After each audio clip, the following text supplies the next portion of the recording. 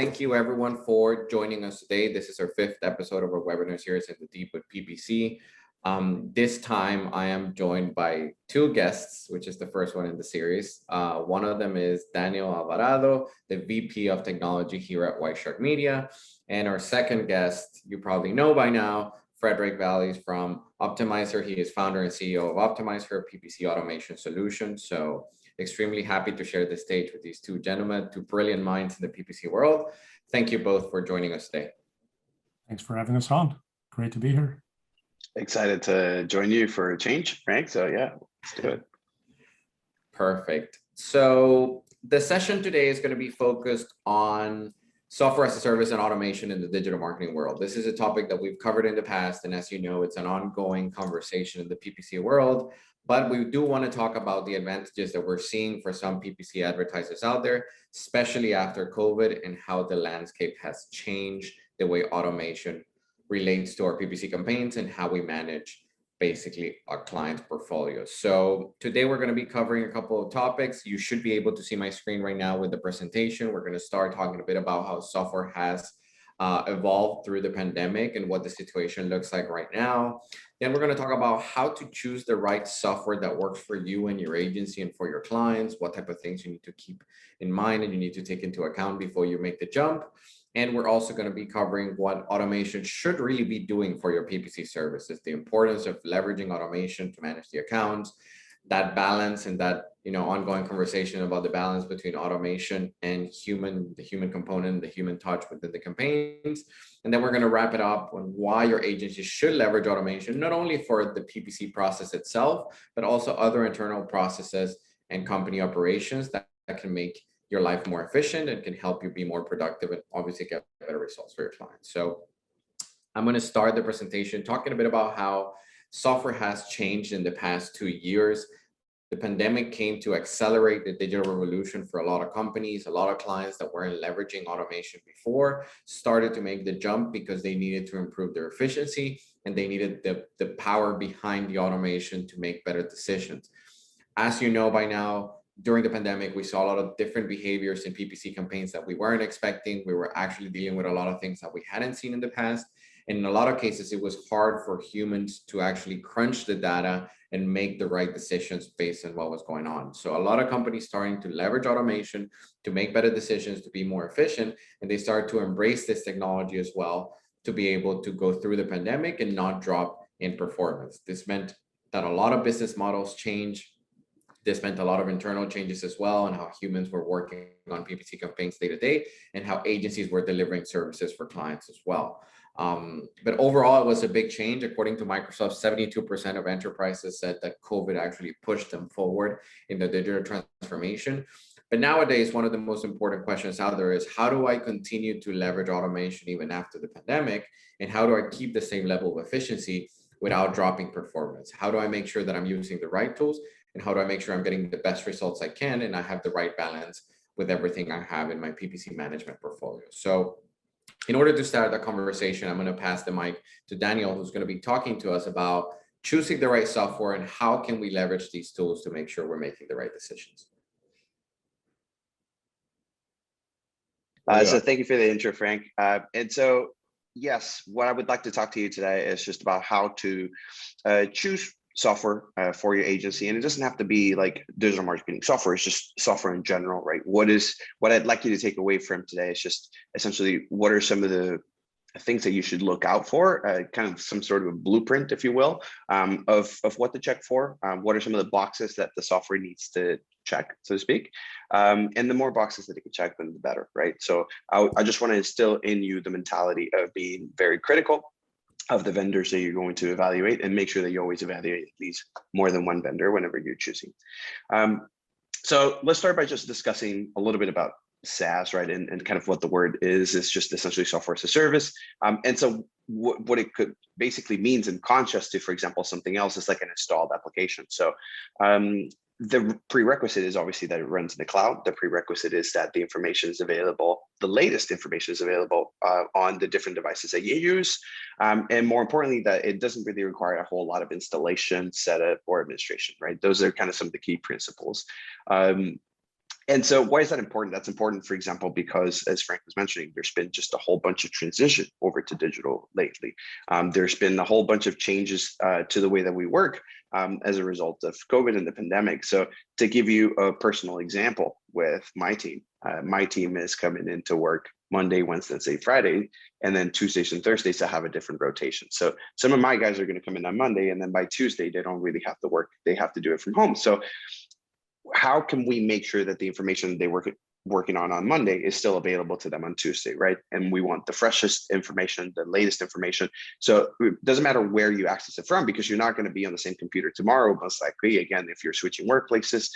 So it's important that that information is on the cloud versus, for example, back in the day, with some of the technology was not available, you'd have to send that information to yourself via email. At least I know that I used to do that back in the day. So what are some of the boxes that they should check? Well, for example, number one is obviously cost.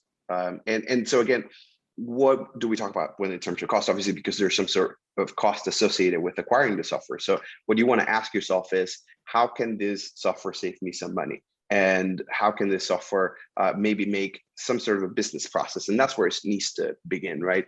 Thinking and evaluating your agency and your business to uncover some sort of a process that we're going to call robotic or repetitive, and then try to find processes that take you a long time to do. So to give you kind of an example within what we have seen for White Trick is, one of the processes that takes a little bit of time is obviously optimizing. One of the tasks that takes time is obviously creating reports. One of the tasks that takes a lot of time is, for example, creating proposals and doing the research for the proposal. So those are three tasks that, for example, just off the top of my head, are going to take a little bit of time. So how can I identify whether that process could be done more efficiently, right? And so that's kind of what the software should be come in to do for you. So that's where you need to start first is, okay, what are some of the things that are going to take me a long time to do? And can that potentially be taken over by software, or at least facilitated by software, so that I can then give that time back to my people, right? So it's not to say that people are not going to do anything. It's just to say that they're going to be able to use their time on something better. So can it lower cost? Can it be scalable? Because as you're able to get some of that time back for your business, that means that in this case, for example, the sales team or the digital marketing team or the fulfillment team are going to have some more time, and therefore you can potentially onboard more customers. So is it scalable so that when you acquire more customers, it's easy to activate those customers in that software, and it doesn't require a whole lot of IT to help you, right? And what one of the things that's really important there is, think of it this way: if you need to have a whole team of, let's say, for example, IT staff to work on managing that for you, it's probably going to end up costing you more, right? Maybe the software cost is relatively on the low end, but then the administration cost is on the high. So is that really going to be beneficial for your business? So again, just something else to kind of keep in mind. It's okay to have one person to help you with that, but hopefully they have other things to do as well, and not just literally help you with the administration of that. And I know that I've had to deal with some of those things myself. Fully customizable stuff is not always the best. So again, just think of that when you're doing that evaluation. A third is, again, and this is very connected to the second one, is reduce time to benefit. So how quickly am I able to see a return on the investment that I'm putting through? And so that's going to depend on, again, what business process you chose. That's going to depend on the amount of time that business process takes place during a period of time. And it also depends, obviously, on just how much time are you able to give back to your employees, right? And then the fourth one, to me, which is also really important, but it can also be tricky, is just new releases, right? So how often are you going to expect, or can you expect, software updates from your vendor?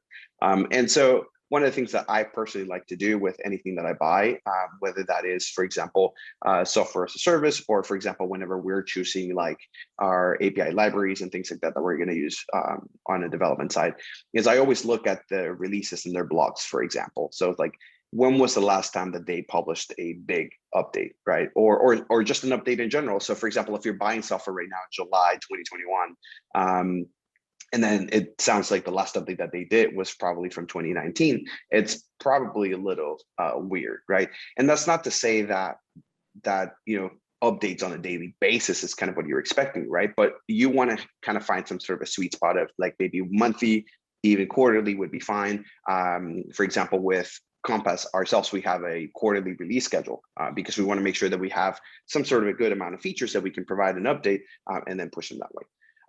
So those are, to me, the more important parts. Again, just to recap, is can it help you make a business process more efficient and therefore save money because you can get that time back, or you can do that process more often with more customers without necessarily incurring additional cost?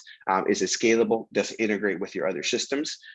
Can you implement it relatively fast? And more importantly, are you able to expect updates to come into that platform on a regular basis? Good. So we're going to hop over to the next stats. And so Frank talked about how the pandemic essentially just pushed everyone into doing digital. And to be fair, there's tons and tons of businesses that would have otherwise probably not gone digital if it hadn't been for the pandemic.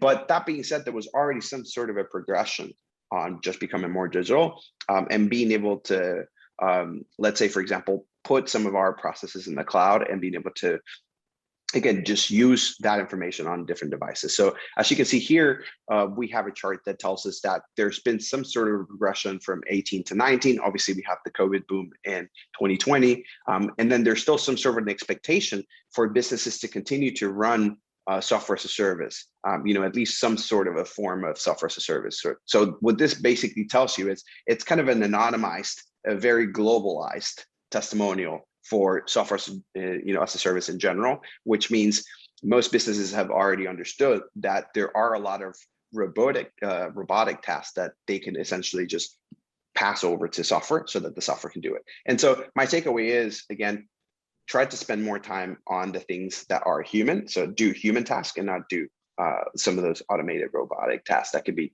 otherwise passed over to the software that could not necessarily do it better, but it could certainly do it and a lot faster and save you time. And again, make sure that you're investing that time where it matters. And so what are some of the benefits that some of these businesses have seen? Is number one, improvement in the time to market. Now, this is of course going to change. Not everybody is using software to fulfill, for example. Maybe Whiteshark is, for example, maybe some other agencies are. But again, for agencies who are using it for that, they're seeing an improvement in time to get to market. And that, for example, could be, again, in the sense of Compass, for example, we're seeing that agencies, and at least that's what agencies are telling us, and it also helps for us, is in our acquisition process for Whiteshark, when we use Compass to create proposals, in just a few minutes, normally that would have been the sales rep, they speak to the customer, they fill out a questionnaire, and a lot of agencies still do this, right? So they'll have some sort of a client questionnaire or an initial prospect questionnaire where they're going to fill out all the information. Then they're going to send it over and submit that form to some sort of another team, let's just say marketing operations.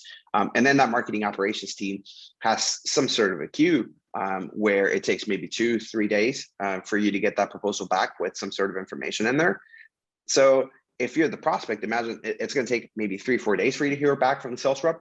And so it's going to be up to the sales rep to make sure that they keep that prospect engaged. So, if you find some software that can essentially take away some of the bigger chunks of time in there and maybe reduce it from, let's not say to minutes, but let's just say if the sales rep is able to get that same proposal that would have otherwise taken 4 days and they could do it within an hour or two, then that's a huge time savings, because again, you can keep the lead warm, you can make sure that your time to engage with the customer is still at the highest level, right? Because otherwise that lead's going to go cold. But again, if you can get a very similar output, if you would have, maybe taken 3 or 4 days, or even better in some cases, in some instances, because a lot of that work was repetitive. It was going to the keyword planner. It was basically putting in some keywords, running some tables, doing some exports, and a lot of that information is already available. So why do that manually, where you can essentially just kind of have software create that for you, and then the sales rep can invest that time in making sure that they can create a compelling story instead,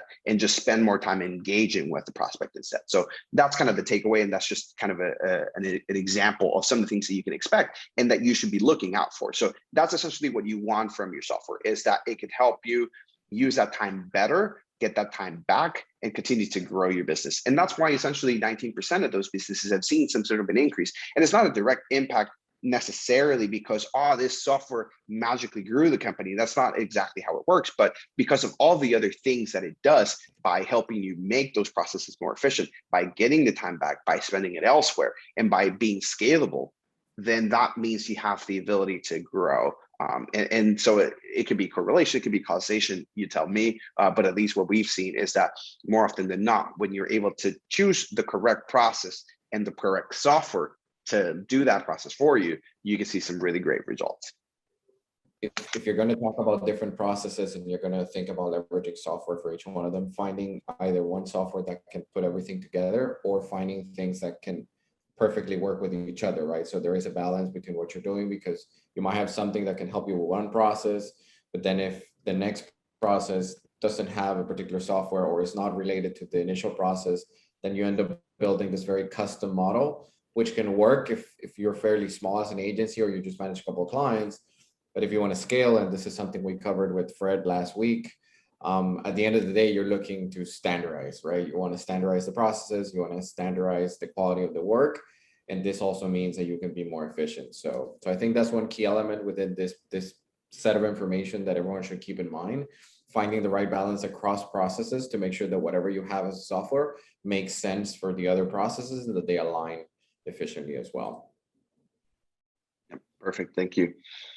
And all of those things, as you mentioned, they need to connect, right? All of the softwares that you're going to implement need to, in some sort of a way, at least talk to one another, or at least make sure they're compatible with one another so that you can have a very efficient overall, client lifecycle funnel, and everything can just kind of happen in the right order. And so this is just basically confirmation of some of the same boxes that we discussed before, which is, does this software that you're buying or that you're acquiring help you empower your employees? Does it help you engage with your customers more easily? Does it help you optimize your operations? And does it help transform your product? And I don't mean transform your product necessarily as in, does it directly impact the way that you fulfill? In some cases it might, but it's also because as a result of everything else, you're able to transform the way in which you service. And again, we see that again, because we use some of the software ourselves. And for example, in the case of Optimizer, and I know that Frederick is going to talk about it in a bit, but I know that we are very satisfied with, for example, being able to automate some of the processes from our fulfillment, right? And help our actual account managers just focus on the more, let's say, strategic tasks, rather than having to worry about having to implement changes account by account, or having to look at the little filters and run a whole bunch of advanced searches and things like that to be able to come up with some outcomes. So rather than doing that, we're able to use software that can help them find that information easily, and then again roll it out as needed, or for example with the whole bidding and everything else. So it's just about being able to identify what are some of the processes that you're better off maybe handing it off, and then getting that time back to use it somewhere else. And again, so we're transforming our product by utilizing Optimizer in this scenario. And then we're also being able to optimize our operations. And because we have some more time, we can engage our customers better. And our employees feel empowered because they have the tools that they need to do their job to the best of their abilities. And, everyone who has managed an account knows that they feel so much better when their accounts are performing versus when they're not. So it also gives, at the end of the day, it translates into satisfaction from an employee level too. So good things come from identifying those things. Can I tell you a story about employee satisfaction? So I was talking to this one guy, and he'd done this, I think it was a 4-hour analysis of mobile versus desktop performance. And basically what he was doing is he was pulling in all these different reports, manually putting them into Excel, figuring out sort of what the signal was. And then he presented it to the client, and the client was, oh yeah, that's really interesting. But like, what about brand versus non-brand? And like, he was, oh my God, like I should have segmented the campaigns. Now I need to go back and do 4 hours more of work. And that's like the whole point of software, right? Like it's tedious. It's really well defined what sort of data you're going to pull in. And if you can just be asking the strategically smart questions and have the software do the heavy lifting and present you with the data so you can come out with the findings, it's just going to make your employees so much happier. And it's going to give the client their answers much faster, so they're going to be happier too. Exactly. It's all connected. And that's a great story. And that's essentially what we mean. And those are the questions that you need to ask yourself. It's like being able to find within your day-to-day operations, what are some of those business processes that you know that you do often and that you know that provide value, and that if you are able to find software that does it, because let's face it, I'm going to go on a limb here and say that for 90% plus of the things that you typically want to do, there's already some software that can do that in some sort of capability. So that doesn't mean that you're going to do it for everything, but again, just find the right things to do that are going to have the biggest impact on your employees, on your customers, and your overall operations, so that you can continue to grow in the right direction. So yeah, I Frank, think one element as well when talking about, and understanding how to leverage this particular software is, at least the way I see it and the way I've done it when I manage accounts, is I try to use automation and software to help me make better decisions, not necessarily let the tool do all the decisions, but present me with the data and do the analysis and give me the suggestions, so that based on my experience and also based on how I understand context, I can make better decisions and quicker. So when we talk about software, in a lot of cases, fully automating things is going to make sense, and it can help you do a lot of work as well in a short period of time. But in a lot of cases, it's not just about fully automating the work. It's about, and just like Fred said with the story, is let the tools do all the hard work in the back end, but then you take ownership of the process, and with the information that you receive and the final result that you receive, then go ahead and make the decisions, focus on the strategy, and eventually apply whatever needs to be applied. So I think that that's also important to keep in mind, because a lot of people, when we talk about automation, they assume that you're putting a tool, into your campaigns, and then you're letting the tool take full control of the campaign, and then you sit back and you read the news, and then the tool will optimize the campaign for you. You just send a report.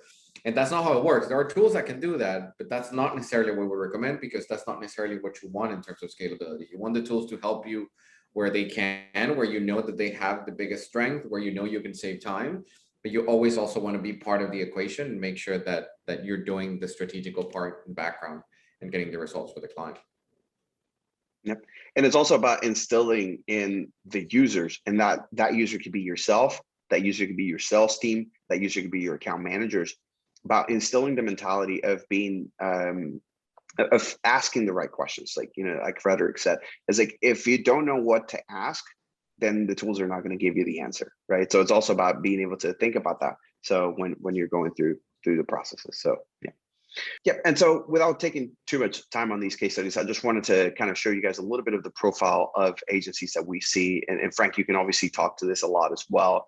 So I'll let you kind of just take a bit on it. But essentially what we see is, and for those of you that don't know about Compass, essentially it's an all-in-one, so to speak, sales enablement platform that allows agencies who are either starting out or kind of midway through their point, being able to just be a lot more efficient at acquiring prospects and being able to close deals and just get some support from a software standpoint, but also from a sales consultation standpoint. So some of the challenges that we see is, in this case, for example, that we're having problems engaging with their leads, closing their sales, so problems with conversion rates. So and then also with the turnaround for auditing client accounts and delivering quality proposals. So what does that mean, just briefly, right? So just imagine if you're taking a lot of time to deliver a quality proposal. Let's just talk about proposals, for example. If you're taking time to do that, and that's going to take, like I said, 2-3 days, that's obviously going to have a direct impact on your closing rates. So they probably were maybe doing the right proposals, but because of the time it takes to get them, by the time that they want to go ahead and close that lead, maybe the lead's already spoken to some other agencies at the same time, because everyone, and as I mentioned earlier, always get at least 2 vendors that you can compare with when you're choosing your software vendor. So it's the same thing whenever you're going to try to buy, in this case, services from an agency that wants to manage your campaigns. You're probably going to quote around. And so whoever gets you to quote the fastest, not necessarily always, but that's going to be the first one you're going to look at. And if that's a really good pitch, you're probably going to end up buying that one if it makes sense. So wouldn't you want to be the first one there too? So that was kind of the challenge that they were having. And so what is the solution that we provided through our software is we were able to automate the auditing of those campaigns and also streamline the way in which they create the proposals by giving the proposal process to them with just basically a 1, 2, 3 steps. And also provided access to a collateral library so that not only are they able to create the proposal within a few minutes, and I swear it literally is just a few minutes, And then on top of that, you add the collateral so that you can kind of send it along those lines. And so that ultimately ended up resulting in some increases in the book of business. And then again, in their conversion rates, because at the end of the day, it's not just about the proposal, but it's also about how quickly can you engage your leads. So you basically having a double impact because you can create a quality proposal and you can get it there as soon as possible. So Frank, I don't know if you wanted to just add a little bit to that. Yeah, no, I mean, just so the people watching the webinar understand the context as well, and this probably comes as no surprise. These tools were born out of our own necessity. So we actually built this internally first with no intention of putting this to the market. But we built it ourselves because we kept coming across several stages of our funnel when we wanted to onboard clients where we were having roadblocks. For PPC management, we had found third-party tools that did a great job and that, you know, we could leverage, and Optimizer is one of them that we use here because they have more experience in the actual account management software side of the equation. They're great tools. You can do a lot of great things. So that part we left, you know, to the third-party tools that had invested a lot of resources there before the sales enablement process and all other processes related to PPC management and scalability. We didn't have any tools out there that we could use ourselves to make our sales process, growth process, and expansion process easier. So this is how this came to be. You know, we said, you know, what are we having trouble with? We're spending 5 hours auditing an account, and then we're spending 2 more hours building a proposal to present to the client. So I basically have to spend a day working on one particular prospect just to get them to either on board or just increase their portfolio or increase their budget, right? So that's when we sat down and said, how can we be more efficient? You know, we've been able to be more efficient in other sides of the equation. So how can we make this particular step better? And that's how the tools came to be. When we launched these tools, it was a completely different story. They look completely different as well because they were built to what our own needs were. When we put them to market, we started getting feedback from partners, and partners started telling us, this is what I see as a roadblock. These are the items that I'm having issues with. And that's basically how the tool has been evolving, how we've been updating it. And what you're seeing on screen, and I think we have another case study as well, I don't know if you're going to cover it, Daniel, is some of the things that we've been able to see with partners. So when you're thinking of PPC, when you're thinking about either offering it if you're an agency and offer it to other clients, or if you have your own account but you want to continuously grow it and you know, seek better performance, these tools can give you a hand, not only making the process quicker, but making it more efficient. And again, giving you back time so you can focus on the more strategical elements of the equation, whether it is the onboarding, the creation, the management, the reporting, or the upsell for that matter. So that's kind of the context and the background here. Okay, perfect. I think we have some questions. So before you wrap it up, Dan, let me check because we had some come in here. One of them is, I'm a startup agency. Where do you think I should start in terms of software? Sales, PPC management, CRM. What do you recommend and why? That's a pretty good question. That's an interesting one as well. Go ahead. I don't know if you want to take it, Dan, and Fred, then you can give us your input because I'm pretty sure you hear this a lot. Yeah, I mean, we do get that question a lot, and I would say for the most part, it depends on what your strengths are. You know, what kind of staff do you currently have? You know, do you already have, let me give you an example, kind of when we, back in the early days of White Shirt, you know, for example, what we had was a core team of account managers so that we had a PPC guru, so to speak, back in the day, right? And that's how it all started. So we had the knowledge to be able to fulfill at that point. But what we didn't have is obviously we didn't have a proper CRM to manage our customer base, obviously, and managing your customer relationship is really important too, right? You know, where do you want to store that information, blah, blah, blah. So obviously that may come into play, but maybe on the other side, maybe you don't have the PPC management, but what you have is a really strong sales team and somewhere else. So if your offering is the marketing services, then if you have to choose between being able to automate the marketing services or being able to automate your, you know, or just manage your CRM, you might be able to maybe go on a lower or budget, you know, with the CRM, and then maybe invest a little bit more on the management because you have a really strong sales team. So again, it really depends on where you are, what do you need the most? And at the end of the day, that's kind of the biggest impact or the biggest difference maker. I think you should maybe think about, and again, who do I have on my team today? What am I able to add to my team also from a, you know, from a human standpoint? And then secondly, how can I complement that offering? But I would say from a CRM standpoint, maybe that's not hugely important. Again, especially if you're starting out, if you have like 2-3 customers, I think you can probably get like a free CRM. For the most part, like there's a lot of CRMs out there that will allow you to maybe go up to 10 customers or 15 customers without a whole lot of issues. And then eventually, as your recurring revenue grows, then you'll be able to justify that. But maybe it is more important, if you're going to start out, that you maybe invest on something along the lines of maybe sales or fulfillment or PPC. And that's kind of how I'd position it. I agree with all of that, but I will also say it's kind of a tricky balance as a startup agency, because you want more customers, but you also want to do amazing work for those customers. And then you have to communicate how good of a job you did to those customers. And in a way, if you do that amazing work and you communicate it well, that's going to feed your sales cycle, right? Those people, those customers are going to talk to others, and that could become a bit of your sales engine. And then obviously then you'll start saying, oh, well, now I got more leads because I've been doing this amazing work. So I need a better process for putting together my pitches.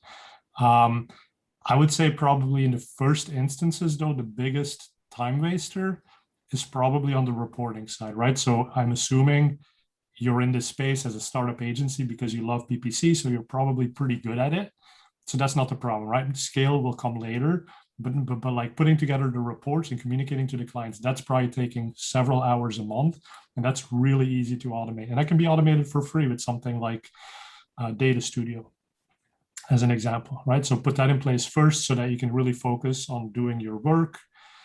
And then as that cycle begins to spin, then I would put more focus on maybe the sales efforts. But what Dan is saying too is like a CRM from the beginning, so that you're in a good place to start scaling and bringing on a person to help you, and you can clearly communicate to that person, and a CRM, but also like a to-do list, right? So something like Asana, which we use, by the way. So Asana, then you can put in tasks, and you can have a helper go and do some of those tasks for you, so that the whole process is really well maintained. Perfect. And I think that actually ties pretty well with another question we have, which is about cost. A lot of these softwares can be a bit expensive for entry-level agencies like ourselves. Do you have any suggestions on how to find low-cost solutions? And that's another question we get a lot. And I think Fred already touched on some of it, but to give my take here, there's a couple of scenarios that you can leverage. First of all, there's a lot of great free solutions for entry-level agencies to do basic things. So if you have a couple of clients, for instance, like Fred mentioned, you have Data Studio where you can automate reporting and it will do a pretty decent job. You will get some free CRMs out there. For PPC management, I'm not sure if you have too many free resources, but you can find some things that can help you out. But I think there's 2 key elements here. One, understanding the type of tool that you need based on the stage you're in. So if you have a couple of clients and you don't have maybe the recurrent revenue to afford a high-end PPC management solution, then it's probably not the right time for you to do that. So you shouldn't really be looking at those tools in the first place. You should probably focus on growing your portfolio, trying to get more recurrent revenue and securing a good client base to get that going. Another element that you can take into account, and this happens with us and we see it with other agencies as well, is if you go to a larger agency, usually larger agencies already have deals with some softwares out there where they get a discounted price because they have more volume with them. So you're able to get the software through them for a much lower cost than if you went to the entry-level actual software solution. Some solutions require a minimum portfolio, or if you have less than 10 clients, the price is much higher. But if you go to an agency that has a good partnership with these tools, then you can probably get the same tool, use it, or have the agency use it on your accounts. And then the price is either included in the cost, the management cost, or you get a reduced fee, right? In a lot of cases, and we do it ourselves as well, people come to us and we recommend other tools. We send them their way because we know that they can work directly with them and get a better price. And we also get clients that come to us and say, hey, you know what, I talked to this particular tool and they mentioned that you use them, and I don't have enough portfolio to start working with them, but they said that I can use the tool through you. So that's another alternative to keep in mind. You can find agencies that you use or have the tech stack that you're looking for, and sometimes that can help you leverage the right solution without having to incur in high costs, at least at first when you're trying to grow your portfolio, right? And I think when you talk to software companies and you ask them, and you tell them, listen, I'm a startup, I'm small, I have big plans, can you cut me a deal? Those deals exist, and Optimizer will give you those deals because we'd like to have you as a customer once you're bigger and once you've proven your success, right? But if a software company like flat out says no, you kind of have to ask questions, and then was listing some of the questions you should ask your vendors. And so if a software company says, no, we can't give you a discount, you legitimately have to ask, like, why is that? Is it because it's not really software, but it's a service kind of mimicking as a software? Because in my case, like Optimizer is a software. For you to start using it, my cost to have you on my platform is almost zero, right? That's how software works. Like if somebody starts using a copy of Microsoft Word, it doesn't cost Microsoft anything for you to be using that. And of course, there's a little bit of support. There's the server cost, right? So it's not zero, absolute zero, but that's the model of software, right? And so in a perfect world, you should be able to get that software for almost no cost without impacting the vendor. And if they say no, it's probably because they have to do a lot of onboarding, because some of the things they say are automated are not actually automated, are not actually software. And so that's something to be mindful of as well, I think. Yeah, and I think some really good points. Yeah, it has a lot to do with that particular tool being the right fit for you. And we've seen it with partners where they come to us and they say, hey, I tried to acquire this tool, or I tried to, start working on 360, but there is a minimum fee and I don't have it. Or like, that's probably because that's not really a good fit for you, whether it's because of the cost or just the tool itself is not really built for agencies like yourself or for you as a client, so it's also about finding the right provider and the right partner and understanding what a good fit would be. So yeah, I completely agree. Dan, we're going to wrap up your part. I think we can stop with the questions right now because I think we're going to get a couple more. So now we're going to move on. Let's say now you understand what automation is, how you can leverage it, and what it can bring to the table. So now it's coming to that point where you ask yourself the question, okay, so what should I automate, right? What should I be doing with these tools? Now I know what tools to look for. I have a good idea of where to look for them and what type of results I can get. But once I choose the tools, what should I be doing with them and how should they affect my PPC portfolio? And here is where I'm going to let Fred take the lead and walk us through some of the things that he prepared today. Thanks, Frank. Thanks everyone for the great questions. Please keep those coming, put them right there and I will answer them after my little section here. So yeah, if we go to the first slide, I wrote a book. It's about virtual background. So this is the book, Digital Marketing in an AI World. And it's basically really talking about, we live in this world now where automation seems to be the thing that everyone's talking about, and for good reasons, because it helps businesses scale. But there are still some agencies, and sometimes small agencies, but sometimes established agencies who sort of fight that automation trend. They say, hey, we can do it better. Why should I be using automation from Google, right? So there's that struggle. And then on the flip side, you kind of get the struggle of you're a small agency and your client comes to you and you say, hey, here's my proposal. I'm going to charge you 10% of ad spend to manage this for you. And they throw that right back at you and they say, well, but Google told me they'll do bid management for free. They got like keyword automation tools and they'll basically write the ads for me. Like, what am I paying you for? Right. And so that's kind of what I want to talk about, how you argue against that and how we're actually not in a world where automation is completely taken over. But before that, the reason that automation is such a big talking point these days is actually strange, because artificial intelligence has existed since the 1950s. So why is it that we're talking about it so much now? And it's really because of Moore's law. And many of you have heard about Moore's law. It's basically the principle in computing that you can cram twice as many transistors on a chip every 2 years, roughly speaking, 18 to 24 months. And every time you double the number of transistors, your computing power doubles, but effectively it doesn't cost anything extra. And so what's happened since the 1950s is we've been through about 27 cycles of Moore's law.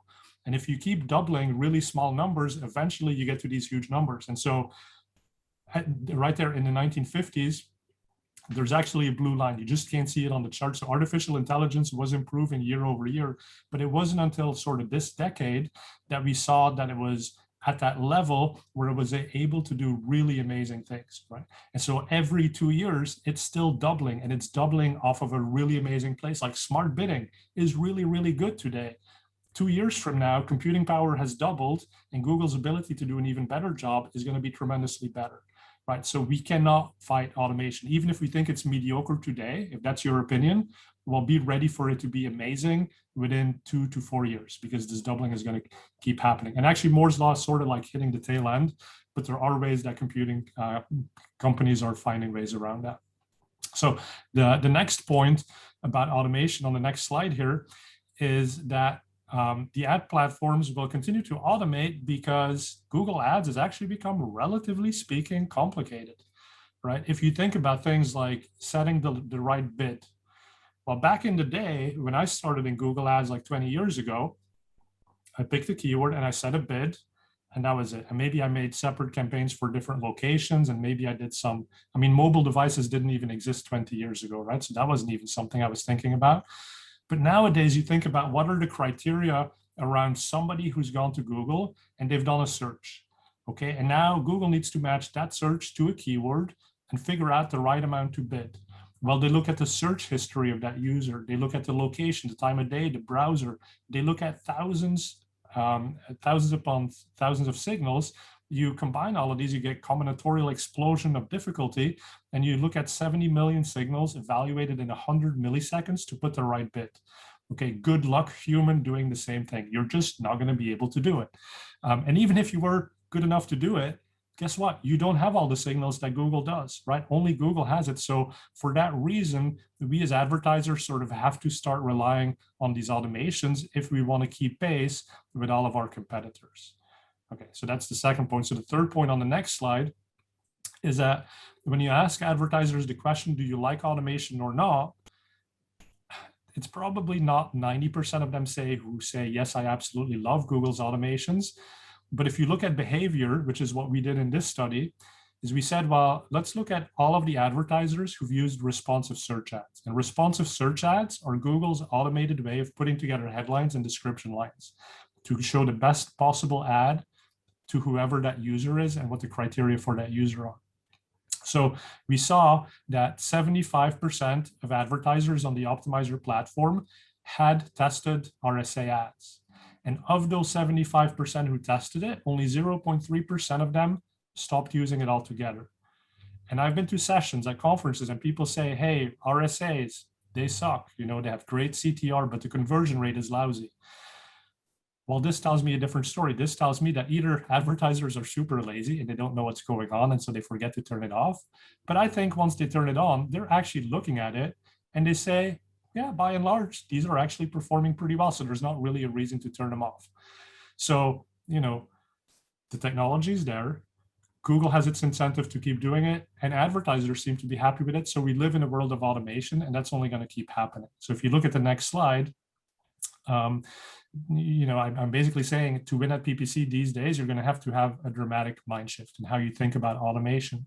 And so when you look at the different engines, whether it's Google or Amazon or Facebook or any of them, they have features that automate your bidding, your ads, your keywords, your targeting, all of these things.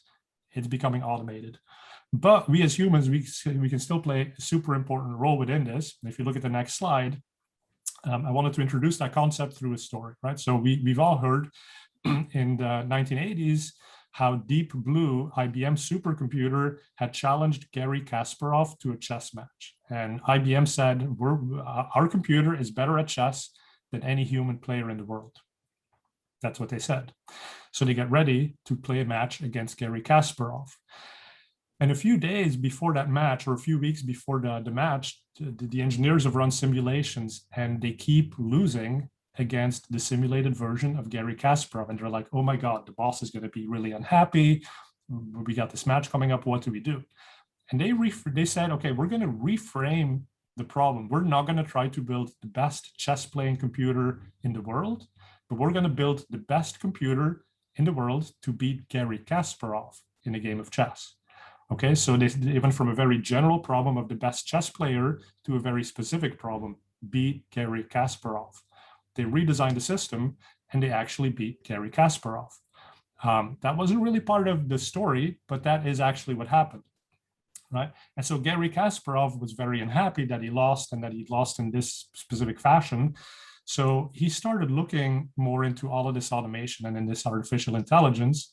And he said, well, a supercomputer like Deep Blue was no match for a strong human player with a relatively weak laptop. And that's really fascinating. I mean, think about yourselves. We don't have supercomputers. I don't have a supercomputer. I have a fairly standard computer that I'm using right now. But I'm pretty damn good at PPC. And most of you probably are pretty damn good at PPC as well.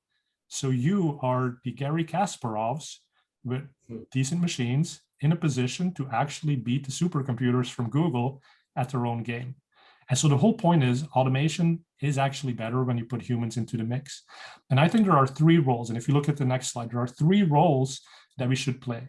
And Dan and Frank have talked a lot about the strategist role. And that's absolutely true. The strategist role is maybe that fourth role that I haven't put on here, but there's three others. The first one is think of yourself as a PPC doctor.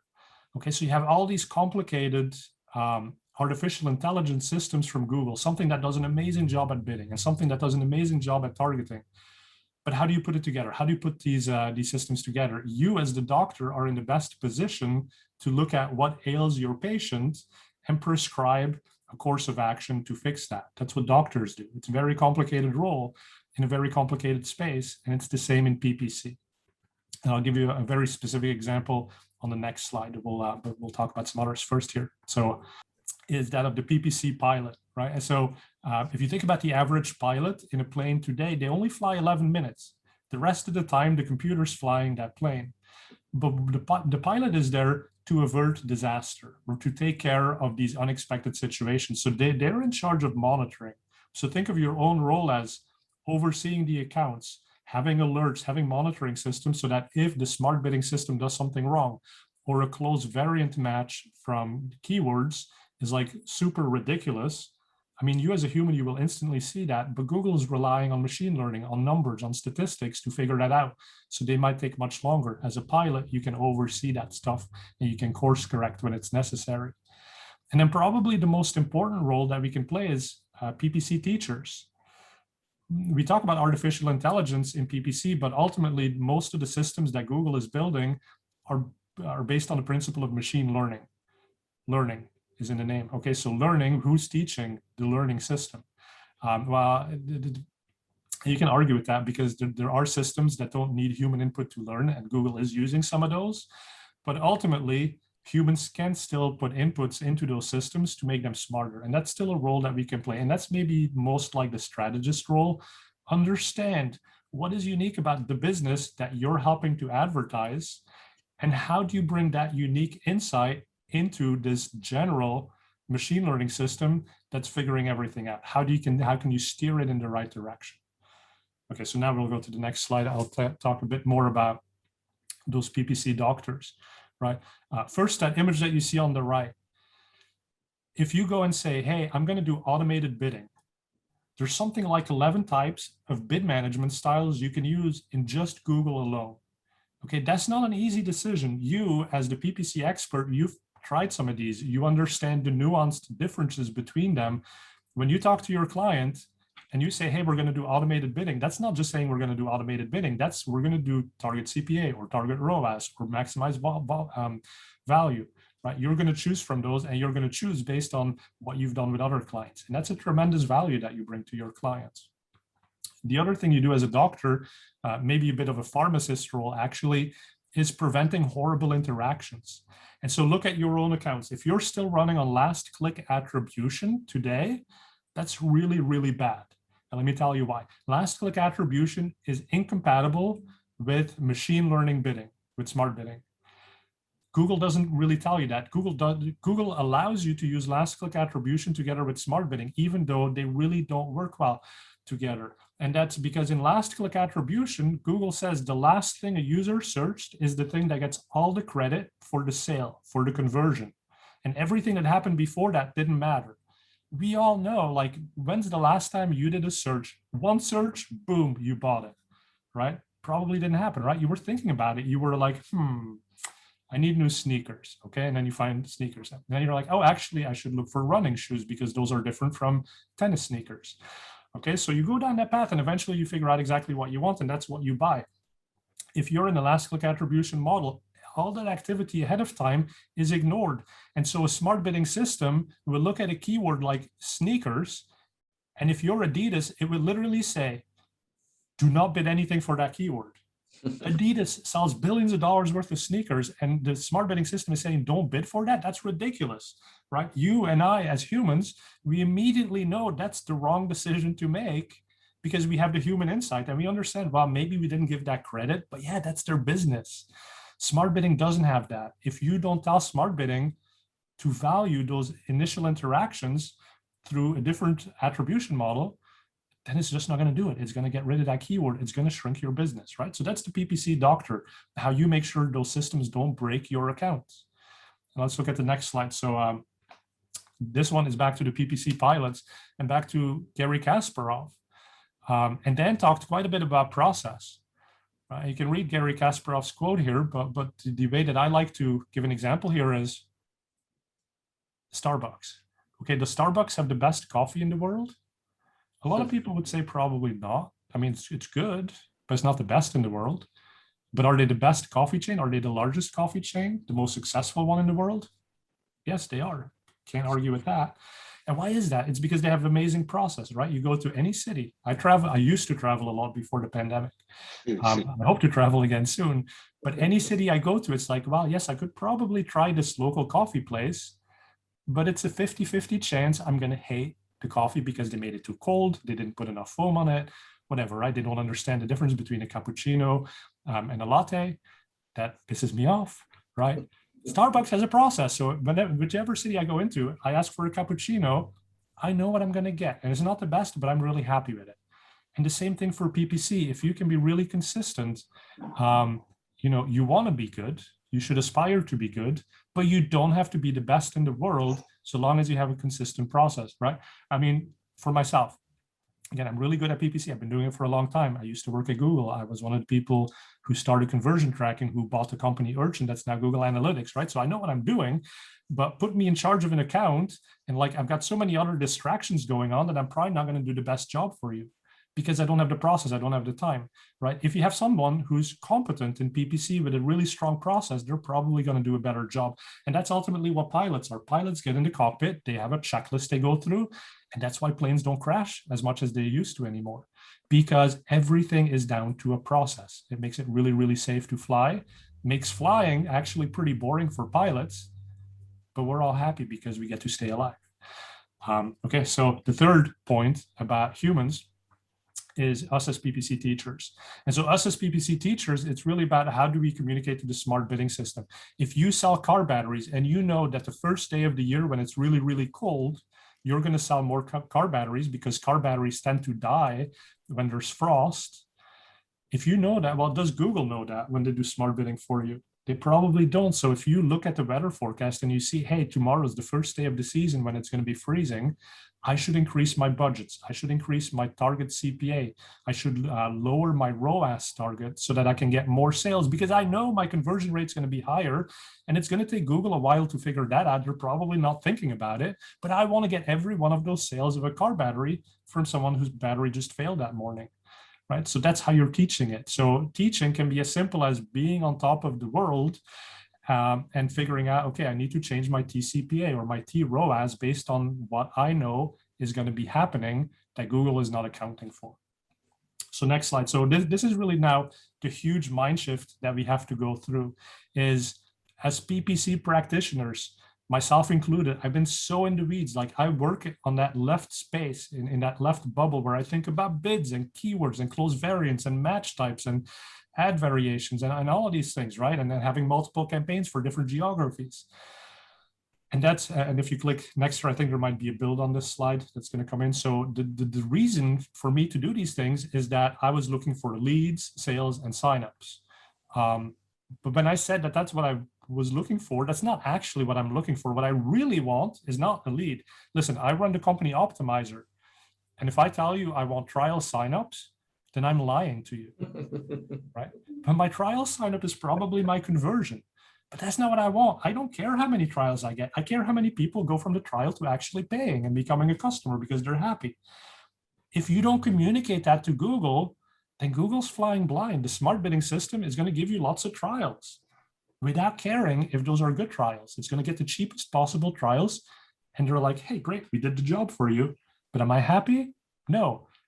And here I am blaming Google, and I'm saying, hey, Google, you didn't do a good job. But no, it's me. I didn't tell Google what I really wanted. So we have to shift our minds and go to the right side of that slide and start talking about, well, what do I truly care about? And how do I communicate that to Google? That's what I feed into Google. And then Google can do its magic with automation and let me worry about strategy while they worry about setting the bids and doing all the different keyword variations and then whatever they do, right? So long as I get my paying clients at the price that I want, I'm happy. I'm scaling my business and I get to be strategic and I get to think about, how do I message to users? How do I get to be a marketer again, as opposed to someone working in spreadsheets all day long? Okay, so that's the big mind shift. So let's go to the next slide. And here we're going to shift pace a little bit. So we've talked about automation. So now what do you automate within your own business? And Frank was talking about it a bit as well, but I basically have this quadrant on the left. So what are the tasks you do frequently? And what are the tasks that take a lot of time, right? So you got your quadrant, 4 boxes on it. Put the tasks in these 4 boxes from whatever your experience is, right? In a lot of cases, ad testing is something you should do relatively frequently, and it's fairly time consuming to come up with a good new ad text. So I put that in box number 1. If I can get some help automating my ad testing, that's a pretty big win for me. Whereas bid management, well, I do it frequently, but it's pretty quick. I mean, it's based off of just a couple of formulas. So that's maybe my second place where I'm going to look for an automation. And reporting as well. Reporting is really time consuming, but I only have to do it once a month. So maybe it's okay if I don't start there. And then number 3, updating my budgets. Well, that's really quick because again, it's just, I talk to the client, they tell me how much they want to spend. I do some calculations around opportunity, but I do that once a month. It's not a big deal, right? So that might be the last place where I go and put an automation in place. Now, this is what I'm saying for you could be completely different. If your clients are like crazy about budgets and they're like, oh my God, you let the budget run for 30 minutes after like you'd spend $500, then yes, automate that, put a script in place for that, right? So that's question number 1. What should you automate? On the right side of the slide is what can be automated. And that's often sort of a hard question, right? So you might look at tools, but think about automation in this way. Say, if you can write down a series of steps, and you can write that down specifically, then you can automate it, right? There may not be a tool that does it, but you can probably write something like an ad script. You can hire a fairly standard developer to write a basic script for you, or somebody like myself has probably already written that script for you, and you can find it for free. I've written tons of scripts that you can pick up for free. Don't have to pay me anything to use them. Right? So something like bid management logic. If I'm below my CPA target after at least 100 clicks, then raise my bid by 10%. That's simple conditional logic, very easy to automate. Budget rules. If I spent more than my allowed budget, pause my campaign and start it back up again at the start of the next month. You can write it down, right? So you could have written it down to give to a human to do without having to really worry about that human, because there's no thinking in that process. It's just, here's the conditions, here's what you do. Okay, if that's the case, you can automate it. Okay, so let's look at the next slide. So now that we've sort of talked about what can you automate, what should you automate, how do you automate? I'd love for you to come to Optimizer, right? But you don't have to. You can use something like bid management. A lot of people use bid management from Google. It's really good. It doesn't cost anything. It's a very useful automation to put in place. Now, for the more complex stuff, rules. Google has what they call automated rules. They can take simple conditional logic and do it for you on like a daily basis. So something like, I want to run different ads on weekends and weekdays. You can put a rule that says every Friday evening at 10 p.m., pause my ads with the label weekday and start up my ads with the label weekend. Okay, you're now automatically running different ads on weekends and weekdays. You didn't have to pay anyone to do this. It's part of Google's software suite. A little bit more sophisticated scripts. You can build advanced automation. So now literally anything that you've written down as a list of steps, you can put into a script, and you can automate that once per hour. And again, it's free technology from Google. The cost to you in this case is you have to develop the script, or you have to find the script pre-written and be able to at least tweak the inputs so that it does exactly what you need it to do. I love scripts. They're great for prototyping. They work well for small to mid-size accounts. Once you get into those really big accounts and you need automation that runs more frequently, say every 15 minutes for accounts with millions of keywords, you might want to look at the API. API is a much heavier lift. You need an engineering team. You need to do a lot of maintenance for that. but it is what some of the big companies use, and it's ultimately what some of the software vendors will use, right? So they will have done that work through the API to give you an easy to use interface to set up those rules and know that it can run on a frequent basis and scales really well to very big accounts. So I think, oh yeah, and then I have a case study. So show you the last slide. And so this is a very basic case study. I'm not gonna, go through it. You can look at the numbers yourself, but here's one agency that looked at Optimizer and said, can we do better, faster? Can we scale our business with an automation tool? And so using the variety of tools that we have, the variety of processes, they were able to drive some pretty good results. And we have many of those case studies on our website. So with that, that's what I think about automation. I am working on a second book. It's going to be available probably October, November. So we'd love for you all to pick that up. Happy to send out some copies if people get in touch with me. But yeah, I love automation, love thinking about it. I would love your questions. Thank you, Fred. That's been extremely insightful. And if you can see Daniel and I in our faces on the camera, we smile a lot because you have this way of telling a story and using examples, and it's been really insightful. So thank you for that. I have one, before we jump into the questions that we've been getting, I have one question for you now that you mentioned the book. How often are you updating, because I know you wrote your first book and now you're going to put the second one out there with how automation in the PPC world is changing. How often are you automating this type of content when you put a book out there? Because, if you write a book, if you wrote a book at the beginning of 2020, it's probably a very different book today, right? So how often are you doing that? How is that working out for you? So, yeah, I mean, writing a book, that's blogs are way better because you can update them whenever you need. But the challenge of the book is kind of like, how do you up level it, right? So let's talk about the concept and let's share those stories, because I think ultimately, like, we get it here on this call, but the clients that we have to go and talk to, they need examples. They need these stories to make it equate in their head. And so like the 3 human roles, everyone knows what a doctor does, what a pilot does, like it just makes sense in their head. And that's what the book is about. Now, the second book, I wanted to actually be a little bit more practical. So take it over the finish line and say, well, okay, you agreed that you should do this, but what can you specifically do with, say, bid management or with responsive search ads? So that means the second book is probably going to be more dated more quickly, but should also be like more specifically useful for anyone who's looking for like, okay, what do I need to do now to take action on this? It's probably a pretty fun process for you. It is. We've had this discussion as well about book versus blogs. We try to write as many blogs as possible, and we spend time trying to update them because it's such a changing world that whatever you write, unless you make it something very top level and conceptual, it's crazy how fast things. Yeah, and then so I mean, and I agree with that. And so, but if you go looking for some scripts, right, and I'm surprised every day when I look at Optimizer's users, like we have this tendency, we're always building new stuff. And I get super excited about the new stuff, but then a customer comes along and is like, that quality score tracker tool, I really love that. I've been able to make some really huge improvements in my account. And I'm like, oh wait, yeah, we built that 7 years ago. Like people still use that.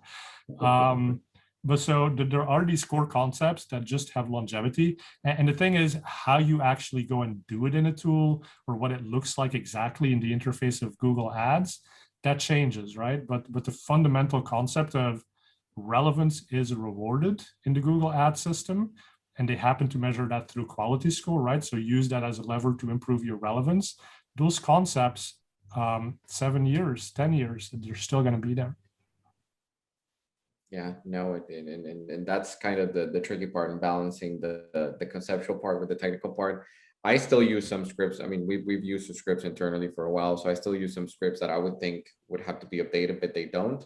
And then we've also tried things that have only worked for a couple of months, and then we're like, yeah, now with new smart bidding, we have to change everything. So it gets tricky. We have a couple of questions before we wrap up. One of them is, can you combine native automation, Google, with third-party software efficiently, or should we combine it? That's a great question. It depends. So some software vendors, like SA360, will ask you to update all of your destination URLs for some tracking that they do, right? So that makes things tricky. I've seen bid and budget management softwares that asked you to put things in certain campaigns or to attach certain labels. And then everything they did was based off of those labels. And so that's kind of error prone, because now somebody new on the team goes in and says, this label doesn't make sense to me, remove it. Next thing you know, the automation's broken. So you want to be very careful with that. And then there are some other tools that are just kind of layers on top. I talk in my new book about automation layering, and it's exactly that concept. Like, listen, everyone should be using automated bidding, and probably Google's automated bidding, because nobody can do a better job in the world than they can. But that's not saying, and Frank, you made this point, it's not sit back and like, I go to the beach and I go scuba diving all day, right? But I also, so when I put in smart bidding, I don't necessarily want to sit there every hour and look at the accounts. But what I want to do is build my own little rule, my own tiny little automation that I put on top of Google's. And that automation tells me, hey, Fred, something's going on with this account. You might want to go take a look at it. It doesn't necessarily tell me what's wrong, but it says there's an anomaly. Go and check it out. And now I can put my strategist hat on and actually go and figure it out and fix it. So yes, absolutely. You can combine automations from different vendors, automations from Google with automations from vendors. Like, we're very like, that's how we believe the world should work. Because think about it this way too, right? Like, even the biggest third-party software vendor in the PPC space, they do not have the resources or the money that Google does to work on machine learning projects. So hence Google, Facebook, Amazon, they're going to be the best in the world at some of these core automations that they build. But we still want to be in control somewhat, right? We want to have some say in how they do things. And that's where we build our simpler, maybe rules-based automations that monitor these more sophisticated tools. Perfect, Fred. We got two more questions, one that just came in. Is there a certain volume of searches that automation requires in order to be useful? Yeah, absolutely. I mean, there's statistical significance that you need to take into account. And again, it depends on the tool, right? So if you think about something like an automation that finds winning and losing ads, you just need a certain volume to get that statistical significance, ideally 95% significance, which can take hundreds of impressions and some clicks. And it's actually pretty amazing if you look at, in many cases, there's very little data needed to make a decision, which can often be frustrating too. So when I worked at Google, one thing that always blew my mind was that you can put in a new text ad or a new ad, and within a day, Google would already stop serving it. And you'd say, well, there's no way that they figured out that this was not as good of an ad. I talked to the engineers. I talked to like people whose brains just I cannot compete with. And they were like, yeah, that's the computer model. That's the mathematical model, and it is correct. But then from a marketing perspective, I'm like, well, it's really not correct, because when I started my ad at 2:00 in the morning on Monday, and by 6:00 in the morning, you decided it was a bad ad, like, I was actually thinking people starting to look during the day might be the right ones, or actually maybe people on weekends would behave very differently.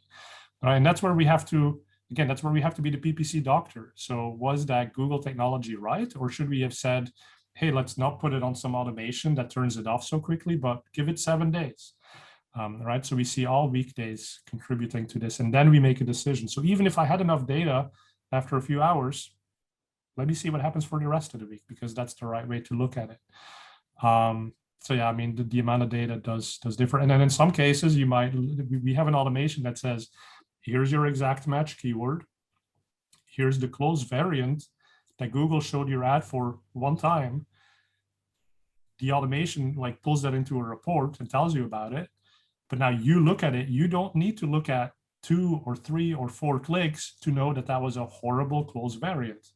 We've heard stories of someone who's on the keyword trademark, exact match trademark, and their ad gets shown for a logo design because Google thinks it's somehow related. And I can see how it's related, like many logos are trademarks. So I can see the confusion from Google's perspective, but you and I as humans, again, we just were like, no, okay, stop that, make it a negative keyword. Yeah, and I think that ties perfectly as well with the last question we have, at least in the sense of the role of humans, right? The last question we have is, how can we manage the perception of some clients that if we automate management, it's almost not worth paying us for our services? And you gave some great examples about the airplane and the pilot, but maybe you wanna talk here about basically the added value of the human being at the back. And then these type of scenarios where, you know, you need a human to understand the context, right? The sneakers example was great. The Yeah. pilot example was great. It's fundamental, I think. It is fundamental, and that's where I would go with these stories, right? And then ask that customer, go to them and say, hey, the next flight you're taking, the next plane you get on, you know, the pilot really only flies the thing for 11 minutes.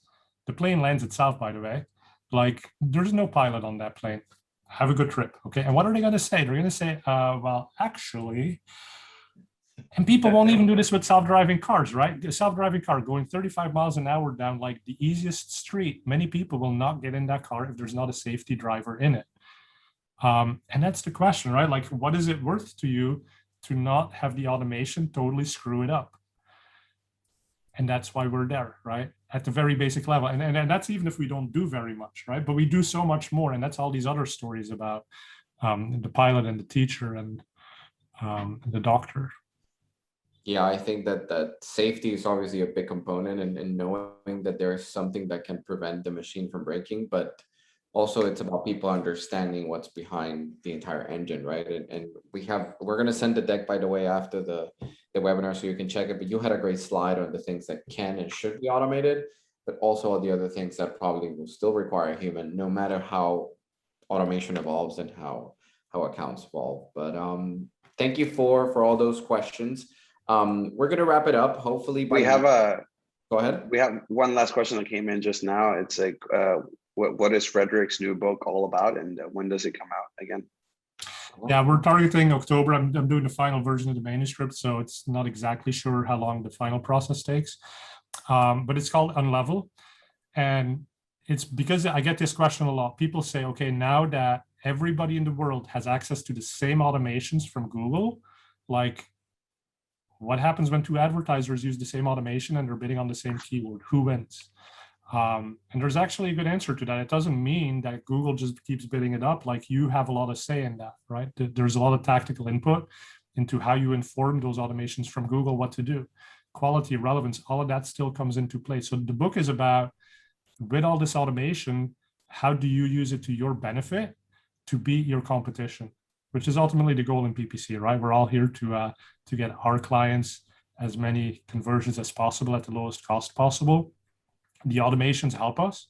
They let us scale our operations, but the book will have specific advice on, okay, well, how do you use Google's tools and what automations do you layer on top of them to be the winner at the end of the day? So look for it in October. Good. Really cool. We're going to ask for a couple of copies here. You guys will get some copies. And let's do another webinar or whatever, and we'll just give away a few copies as well to whoever wants to watch that. Awesome. Thank you, Fred. And as I was saying, I think that by now, hopefully you have a pretty clear idea of why automation can play a great role in your account management, and not only in account management, but basically in all the processes related to PPC. Daniel covered some of the things in regards to sales enablement, the internal processes that agencies have even before you actually start working on an account. Here at Whiteshark, we spent a lot of time working on automation for these particular processes because we saw a huge advantage in terms of scalability. So that's a key component there that you can rely on in terms of automation. And then obviously account management and the actual management, day-to-day management of the campaigns, the optimization process, the reporting, the communication. There are so many areas within a client's journey that you can use tools to optimize and improve the efficiency of what you're doing, that you should keep in mind. And we talked about this during our last webinar, Fred, and here internally, we did an exercise where we basically dissected the entire client journey, you know, every single step and every single process. And we started going over each one of them and saying, okay, is this necessary? If it's necessary, can I make it more efficient? Is there a tool that can help us improve it? Communication for us, for instance, it's been key. As you mentioned, reporting is a huge component of client management, and it's also one of the things that takes more time for strategists. So we manage not only to automate a good chunk of the reporting, we also automate a lot of the communication when we're sending optimization highlights and what's being done on the account. We try to build a system where clients have access to that information in real time, and it doesn't require more work on our end. It actually requires less work. So all those items within the PPC management process can significantly improve the client experience. And there's probably a tool out there that can help you, whether you build it yourself, you do a hybrid where you take some scripts and you do something, or you rely fully on a third-party provider, there's probably something out there that can help you be more efficient. And if you're at that point in time with your agency where you're trying to grow, you want to take it to the next level, maybe, you know, you have your first couple of clients, but you want to take that next step.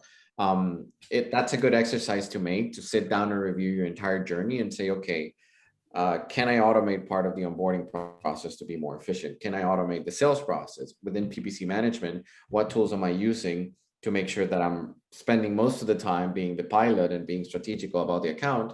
And what tools can help me basically automate all the work that, you know, would take me 4 or 5 hours that I should probably not invest that much time on. So I'm going to leave you guys with that and some takeaways here. Obviously, we know by now that automation is moving forward and it's not going to stop. It's a changing world. So always a good advice is to try to stay up to date with the changes in the PPC world, so you can understand the tools that are coming up, which tools make more sense based on the new products, the new channels, and the new changes as well. And understand that, especially post-pandemic, in a post-pandemic world, technology is going to continue to play a key role, not only in efficiency, but also even in team culture, like Daniel mentioned, and you mentioned, Fred. Knowing that you have the right tools to do a good job is not only going to, you know, get better results for the client, but internally the day-to-day operation management of the accounts is going to be much smoother. And probably your strategist and yourself, you're going to have more time to grow as a PPC strategist, understand the product better, and expand your reach as well with your clients. So I'm going to leave you guys with that. Dan, Fred, I don't know if you wanna say anything else to close off the webinar. Thanks everyone for watching and the great questions. And yeah, just, I mean, see automation as this thing that's going to help you scale, embrace it, but embrace it smartly.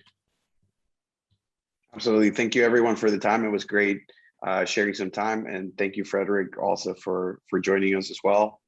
We hope to make a couple more and talk about it when your book comes out. Also, we'll be looking forward to those copies, signed copies, obviously. Absolutely. I expect no less. Thank you everyone for your time. For everyone that registered and the attendees, you're going to receive a copy of the recording in a couple of days, and you're going to receive a copy of the deck. Feel free to reach out to us. Obviously, you have, I'm going to put you out there, Fred, but you have Fred available for whatever you need. You can reach out to him, reach out to Optimizer if you want to learn more about the tools and what they can do for your PPC management. And Dan and I are available as well. We have our blog. Optimizer has a lot of great content that they put out there. If you're not watching the PPC town halls, we did one last week and there's a couple coming up. So make sure to stay tuned and feel free to reach out if there's any way we can help you. Thank you everyone for your time, and we'll be in touch.